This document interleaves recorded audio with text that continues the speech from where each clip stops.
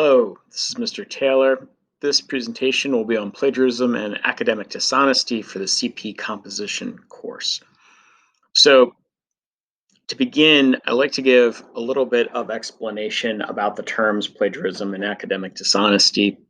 Plagiarism is more of a direct copying without giving credit to an original source. This can sometimes be done inadvertently, and today's presentation is primarily about the type of plagiarism that is done inadvertently.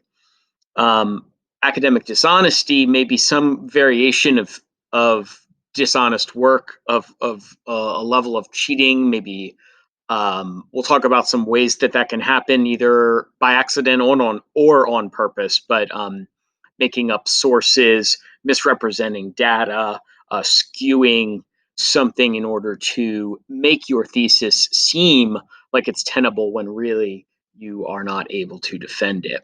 So we'll go into what those different things might look like. The main point of the presentation will be just to show you how to protect yourself from plagiarism. That is to make sure that you're doing everything in your power to prevent being accused of or being found guilty of plagiarism, even if you didn't mean to do it. So I do like to say with CP composition, one thing I like to remind students about is that a research paper is one of the required elements of CP composition. In order to sort of pass the class, you have to complete a finished research paper. And it's important to keep that in mind, that if part of your paper is plagiarized, and expect, if significant portion of it is plagiarized, you will not get credit for a completed paper, and you will have to rewrite it completely, but still get a 0 on the paper. And so it is in your best interest to double check all of your sources before you hand the paper in, so you don't create a situation for both you and the teacher where you're unable to pass the course. So what are some things you can do to prevent plagiarism? Some of it comes down to how you will take the notes. It really just be organized. It's the list here says take notes carefully and include citation. Noodle Tools is a way to do that. It's not the only way.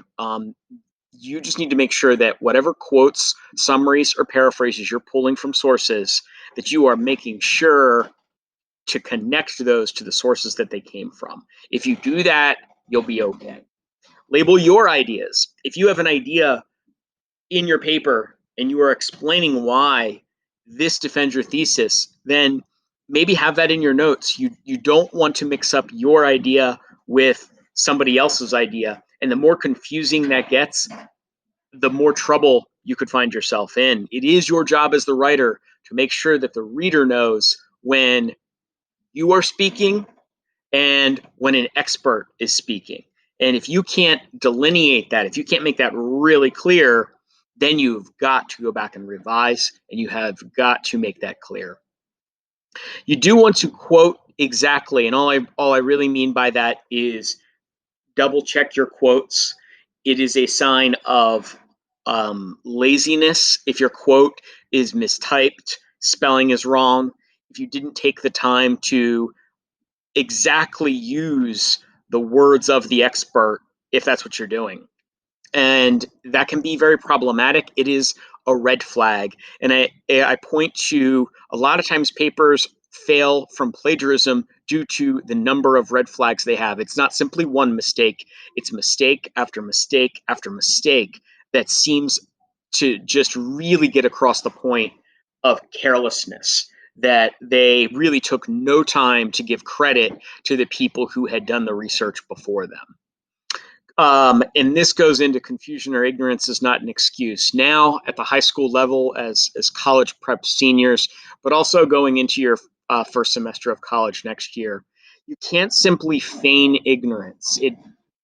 You either do it correctly or you don't belong in the course or in the college that you're at. And that is the line that a lot of schools will take. If you can't seem to write a paper without plagiarizing, you'll be asked to leave a college. Here at the CP composition level, you'll fail the paper. what's being asked is really just to follow the directions, but you can't just come in and say, I got confused or I didn't know what to do, because that is what you are being graded on, is your ability to know what to do. That's a very, very sort of frustrating response for an instructor. Finally, the last thing I like to just remind you of is it's a great idea to have access to all of your sources, to be able to quickly bring those to a teacher or a professor's um, attention. If they may ask you for your sources at some point, there are times when a professor may just want to see what you were working with. Maybe they want to check to see if you did plagiarize, but if anyone ever asks for your sources, your response is kind of universally just, okay, I'll get them to you as soon as I can. Yes, it may be a little bit of an anxious situation, but it doesn't mean you're guilty of plagiarism. It could just be checking up on some of the materials that you used. But that is really kind of the academic standard, that you're able to have a copy of the material you used. Um, so the next phase here, as far as preventing plagiarism, is really looking at quotes and then paraphrases and summaries and making sure we're setting them up so they're not plagiarized. So what do you have to do to make sure that your quote doesn't throw up a red flag, isn't plagiarized, doesn't create problems within your paper? Well, one, be careful not to overquote, quote one source too many times, or use a quote that is too long. All three look like padding and do not demonstrate critical thought. What can happen is writers will use one source over and over and over again for their paper, and that is verging on plagiarism. The idea with a research paper is that you are combining different sources in order to defend your thesis, not doing a book report and quoting the same source over and over and over again. So be very careful of that.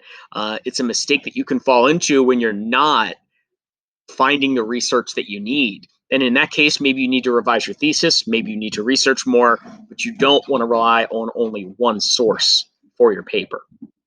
The other thing with quotes is you can't take the quote out of context or omit words important to the meaning because it's convenient for your argument. This may be tempting if you find a quote that is kind of half for your argument and maybe half not, and you want to sort of pull out the piece that works for you. You do have to take into account the author's intent. If the author is saying something along the lines of, like, many critics will claim that da, da, da, da, is true, however, I'm going to argue the opposite. You can't just use the first part of that statement. You can't just pull that out, because the author's intention is to really debunk that and to argue against it. So please be aware of how you use it, because that can be plagiarism also. The misuse of those quotes.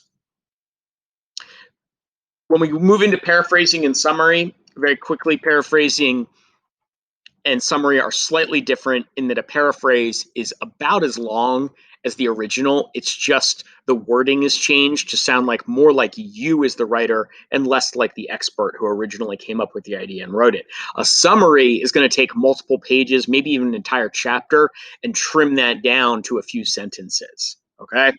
So the key with this is really in how you phrase it and how you write it. So everything should be your vocabulary, your phrases. A lot of people stop with number one right here.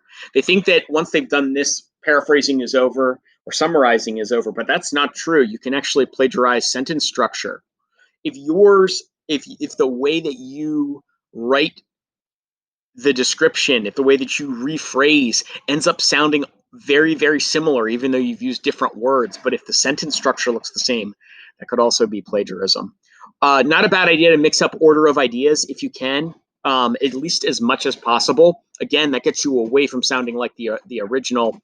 And one of the things you can do that really protects you, because paraphrasing and summary is probably the most likely place you would accidentally plagiarize.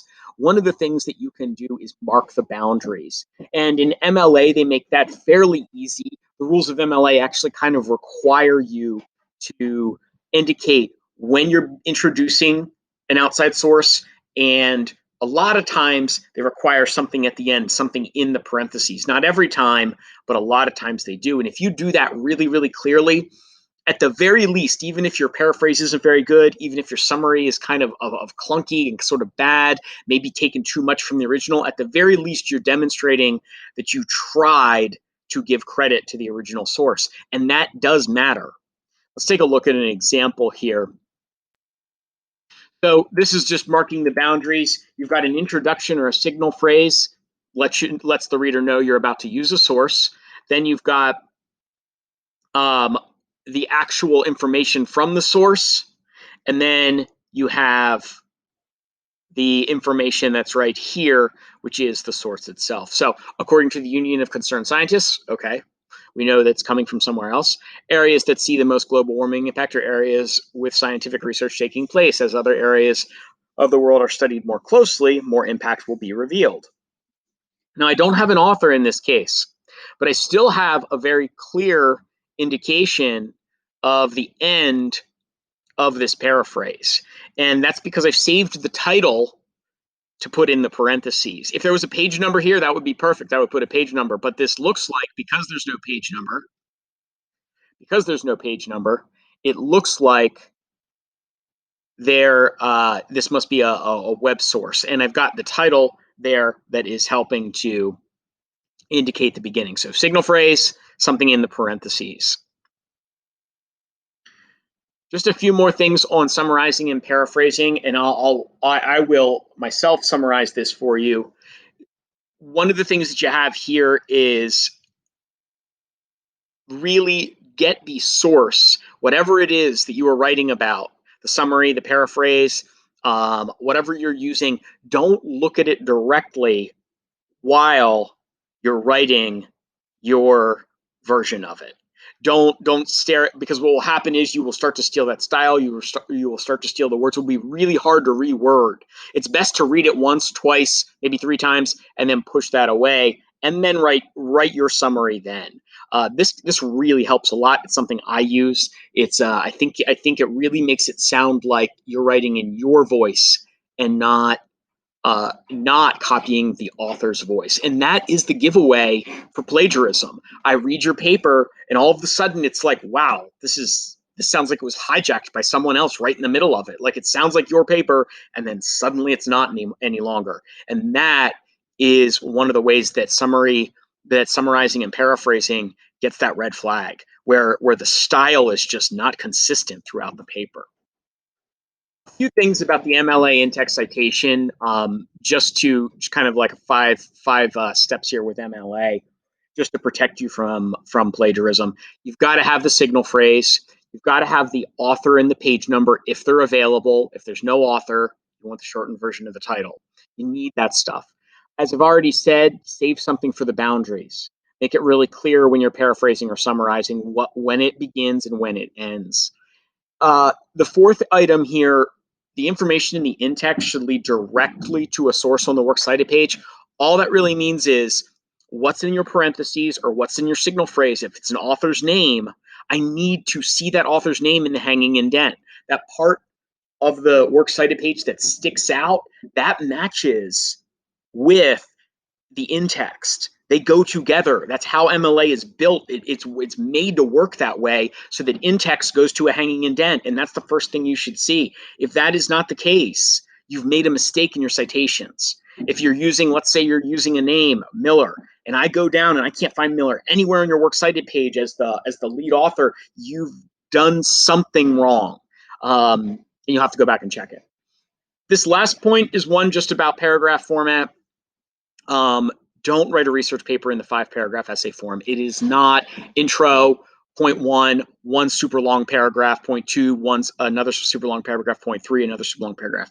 Those supporting arguments often get 2 or 3 paragraphs each. Please make sure you're breaking them up. Now, why is this important? Well, it's a red flag. It's about organization, and it basically shows that your paper is kind of a mess right from the onset, and you want to make sure that when your teacher or professor looks at your paper for the first time, they're seeing everything in MLA format. They're seeing it laid out nicely. It looks like you followed all of the directions as closely as you could, because if you don't do that, you will start to lead down this road of well, is this plagiarized? What's this? Oh, this looks wrong too. And that's where you can get into some difficulty.